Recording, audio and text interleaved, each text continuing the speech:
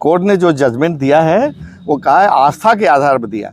Court में तो उसके हिसाब से जजमेंट होता है ना, एविडेंस के हिसाब से कोर्ट चलती है ना, आस्था के हिसाब से थोड़ी चलती है। संतुष्ट है, ये निराशाजनक है, एकदम नहीं संतुष्ट है कोर्ट के फैसले। देश संविधान से, नियम कानून से चलता है। को अगर तोड़ मरोड़ना चाहते हैं तो वो करिए भाई।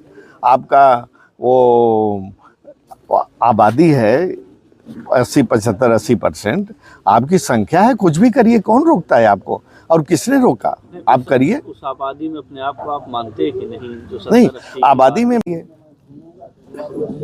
क्योंकि इतना रेडिकल स्टेटमेंट, स्ट्रांग स्टेटमेंट देते हैं कि मर जाऊंगा नहीं जाऊंगा, और वो कहते हैं दरवाजे बंद है, और एक लंबा अरसा हो धीरे धीरे बदलता है, जो एक रात में, एक दिन में उस सब से पल्ला झाड़ लेता है। तो मैं तो चूँकि मैं ऐसा नहीं हूँ, तो इसलिए मैं इसको बुरा मानता हूँ। इंडिया गठबंधन को क्या प्रभाव है? इंडिया गठबंधन का कैप्टन ही हो गया, दूसरे दल में शामिल हो। क्या स्थिति रहेगी? नीतीश कुमार क्या रोल रहेगा उनका 2024 के चुनाव में? क्या रोल रहेगा नीतीश कुमार का? नहीं, रोल क्या, रोल तो अस्पष्ट है कि बीजेपी के साथ गए हैं, तो चुनाव में बीजेपी के साथ सब लोग मिल करके वो लोग लड़ेंगे। अब इसके आगे ये ना पूछिएगा कि क्या स्थिति रहेगी, स्थिति के बारे में तो मैं इतना बड़ा ज्योतिषी नहीं हूं कि मैं नहीं बता सकता। लग नहीं रहा कि इंडिया गठबंधन टूट रहा है? देखिए, इंडिया गठबंधन चाहे टूटे चाहे बिखरे, लेकिन इंडिया गठबंधन एक अच्छा मकसद लेकर के सिद्धांत पर चल रहा है, और एक न एक दिन इंडिया गठबंधन का नंबर जरूर आएगा। मैं तो टीएमसी भी नहीं अपना पल्ला झाड़ लिया। वो कोई भी कितना भी झाड़े, धीरे धीरे जब किसी चीज़ की अति हो जाती है, तो मैं तो कहता हूँ कि भले एनडीए को न कांग्रेस हरा पावे, न टीएमसी हरा पावे, न समाजवादी, न बीएसपी, कोई भी पार्टी, लेकिन एक दिन आएगी कि उसे जनता ही हरा देगी। देखिए सांसद जी, पूरे यूपी में आपकी केवल एक सीट निकली है। उधर मायावती कह रही हैं कि लोकसभा चुनाव में हम अकेले दम पर चुनाव लड़ेंगे और प्रधानमंत्री बनने का ख्वाब देख रही हैं, तो किस तरीके से तैयारियां हैं? ये तो सवाल माननीय बहन जी से ही पूछिए। जी ठीक। हम तो पहले भी कह चुके हैं और बहुत साफ कहते हैं, हमको किसी चीज़ की वो नहीं है कि ये उनका निर्णय, ये उनका फैसला ठीक नहीं है, मैं तो उससे इत्तेफाक नहीं रखता। लेकिन जब तक पार्टी में है, पार्टी के अनुदेशों को, निर्देशों को मानना पड़ेगा, मानता रहूंगा। केशव प्रसाद मौर्य ने एक ट्वीट किया, राम आए बिहार लाए, कैसे देखते हैं आप इसे? देखिए, राम आए क्या देखिए कितनी विरोधाभास की चीजें हैं। क्या राम पहले नहीं थे? राम पहले भी थे, और राम कण कण में, रज रज में विराजमान थे। यही राम को लाए। ये केवल एक राजनीतिक पहल है, राजनीतिक चाल है। आप समझिए कि जब मंदिर अपूर्ण था तो थोड़े दिनों बाद भी कर सकते थे। आपको सबको दिखता नहीं कि इसके पीछे राजनीतिक चाल है? हम भी हिंदू हैं, हिंदू धर्म को बढ़ाइए और खूब पूजा पाठ करिए, खूब राम कृष्ण हनुमान सबका दर्शन करिए, लेकिन उसका राजनीतिक लाभ, राजनीतिकरण करने की कोशिश न करिए। सबको दिख रहा है, भले आप बोलें या न बोलें, सबको दिख रहा है कि ये जो 22 जनवरी को जो रामलला को लाए हैं, ये महज केवल एक राजनीतिक हथियार है। क्या रामलला किसी एक के तो है नहीं? रामलला आपके बयान क्यों सब आपके बयान का भी काफी विरोध हुआ था, जो आपने एक चैनल के डिबेट में दिया था। क्या आपने न्यूज़ 24 के जो डिबेट में बयान दिया क्या उसको लेकर जौनपुर में नहीं, बताइए कौन सा बयान? आपने जो कहा था कि अगर कुछ जो अन्य समुदाय के लोग हैं वो चढ़ाई कर दें। नहीं, मेरा बयान अभी भी कायम है। मेरा बयान जो है वो ठीक, वो टीवी डिबेट में था कि वो कह रहे थे कि वो सरजू नदी जो है खून से लाल हो गई, हजारों कार सेवक मार दिए गए।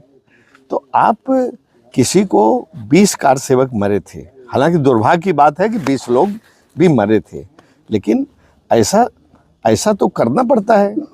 माननीय मुलायम सिंह यादव जी ने उसके अपने शपथ की और रक्षा करने के लिए, लॉ एंड ऑर्डर को रक्षा करने के लिए ऐसा किया जो हर सरकार करती है।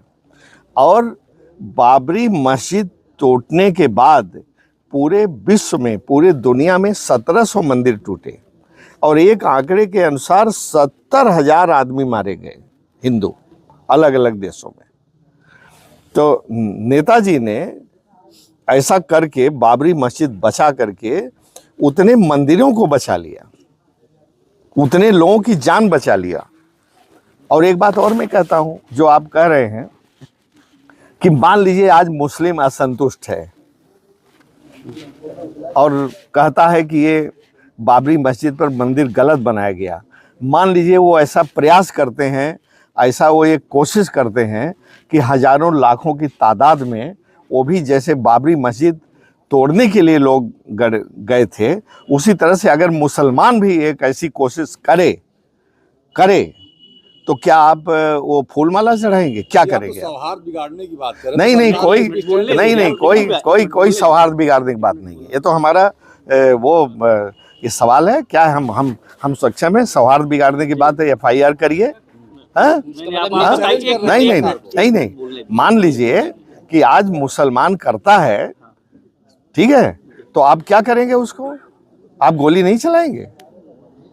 ये कोर्ट के आदेश से चीजें हुई हैं। हाँ, नहीं, हम दूसरी चीज करें। तो देखिए, मैंने कोर्ट पर भी कहा है कि कोर्ट का फैसला बहुत निराशाजनक है। कोर्ट ने कहा है कि बाबरी मस्जिद का टूटना बहुत गलत था, कहा है कोर्ट ने। और कोर्ट ने जो जजमेंट दिया है वो कहा है आस्था के आधार पर दिया। कोर्ट में तो उसके हिसाब से जजमेंट होता है ना, एविडेंस के हिसाब से कोर्ट चलती है ना, आस्था के हिसाब से थोड़ी चलती है कोर्ट। अगर मेरा कहना गलत है तो कंटेम्प्ट करे गवर्नमेंट हमारे खिलाफ। हम तो आपके सामने सीना फैसले से भी आप संतुष्ट नहीं हैं? एकदम नहीं संतुष्ट है, ये निराशाजनक है, एकदम नहीं संतुष्ट है कोर्ट के फैसले। ये बात बहुत लेट बता रहे हैं हाँ? ये बात बहुत लेट बता रहे हैं। लेट क्या, जब पूछा है तब तक बता रहे हैं कि हम जाके कहाँ बताएंगे। आप आए होते मुझसे पूछने तो पहले ही बताए होते। अच्छा, सवाल आपने केंद्र बिंदु हुआ सवाल उठाया कभी क्या इसी बात को, जो आप कह रहे हैं कि हम कोर्ट के फैसले से संतुष्ट नहीं हैं, इसका आप तो देखिए क्या होता है, सबसे बड़ी सदन वहाँ सवाल उठाने के लिए एक नियम होता है, ठीक है ना। उस नियम के तहत आप लगाते हैं, लॉटरी में आपका नियम वो लगता है, आपके मुद्दे होते हैं उसको उठाते हैं। जितने मुद्दे आए सिराजे हिंद जौनपुर की जनता के लिए उसको मैंने उठाया। और जब ये वो लोकसभा में क्या, यहाँ तो कह रहा हूँ ना, और खुलेआम कह रहा हूँ। ज्ञानवापी में SI की रिपोर्ट जो सार्वजनिक की गई ज्ञानवापी उसमें मिल रहा है कि मंदिर के साक्ष्य मिले हैं। देखिए ऐसा है कि देश संविधान से, नियम कानून से चलता है। एक प्रोटेक्शन ऑफ एक एक्ट बना हुआ है कि जो धार्मिक स्थलों की सुरक्षा एक्ट है, protection of worship places of worship act. उसमें यह है कि केवल बाबरी मस्जिद को छोड़ करके, क्योंकि बाबरी मस्जिद पहले डिस्प्यूटेड था, उसके बाद किसी भी धार्मिक स्थल को कोई तोड़ा नहीं जाएगा, हटाया नहीं जाएगा और यथा स्थिति बनाई रखी जाएगी। अभी भी एक्ट है, मौजूद है। और आप एक्ट को अगर तोड़ मरोड़ना चाहते हैं तो वो करिए भाई। आपका वो आबादी है 80-85-80%, आपकी संख्या है, कुछ भी करिए, कौन रोकता है आपको? और किसने रोका? आप करिए। उस आबादी में अपने आप को आप मानते हैं कि नहीं? जो नहीं, आबादी में मानते हैं, लेकिन हम गलत काम नहीं करते।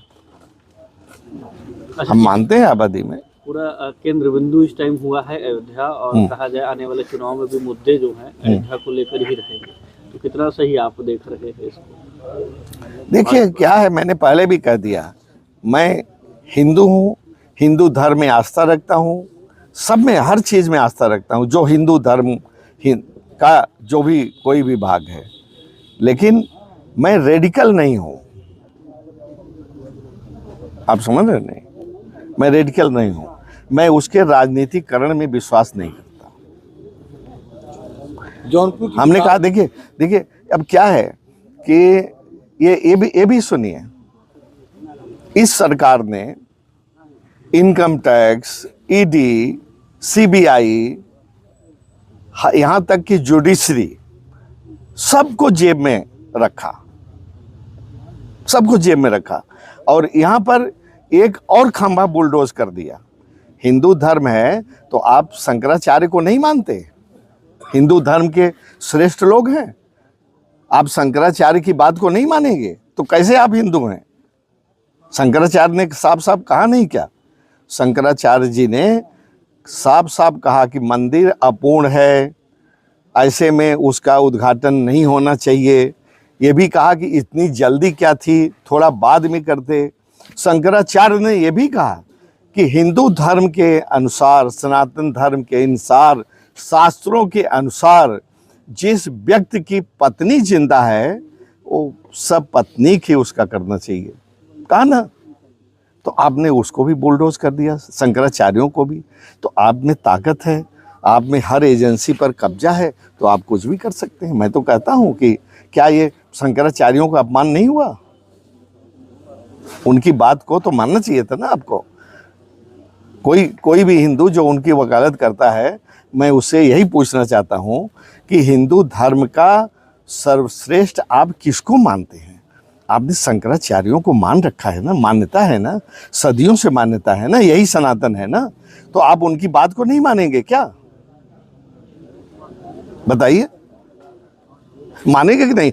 अच्छा, दूसरी चीज, ये अगर रामलला को ला भी रहे हैं, चलिए रामलला कहीं गायब हो गए थे और फिर उनको ला रहे हैं, तो इसका उद्घाटन क्या शंकराचार्य जी को नहीं करना चाहिए था क्या?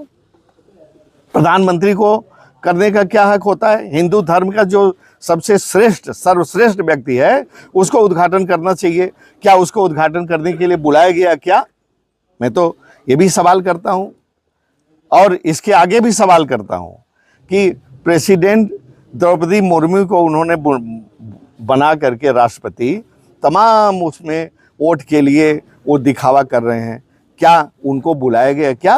अगर प्रधानमंत्री से प्रेसिडेंट तो बड़ा है ना प्रोटोकॉल में, तो मेरा ये भी सवाल है कि प्रेसिडेंट से उद्घाटन करवाना चाहिए था।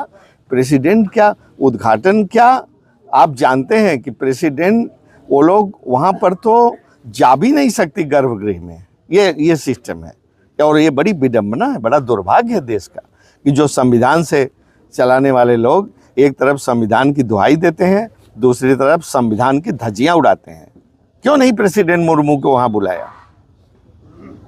और पूछिए, निमंत्रण गया था। हाँ, अरे छोड़िए, निमंत्रण गया था, क्या होता है? निमंत्रण तो अडवाणी को भी गया था, निमंत्रण तो उनको भी, मुरली मनोहर जोशी को भी गया था, लेकिन वो कह दिया गया था कि वो जो बहुत भीड़ है और वो अच्छा है, वहाँ नहीं आवे तो अच्छा है। लेकिन वो तो ठीक है। अखिलेश यादव को निमंत्रण, हाँ, तो अखिलेश यादव को, सबका अपना डिसीजन है भाई। हम कब जाएंगे, मुझे तो नहीं मिला था निमंत्रण, लेकिन अगर मिलता भी तो हम जाएंगे या नहीं जाएंगे वो हमारा डिसीजन है भाई। आप ये नहीं कह सकते कि आप जाइए।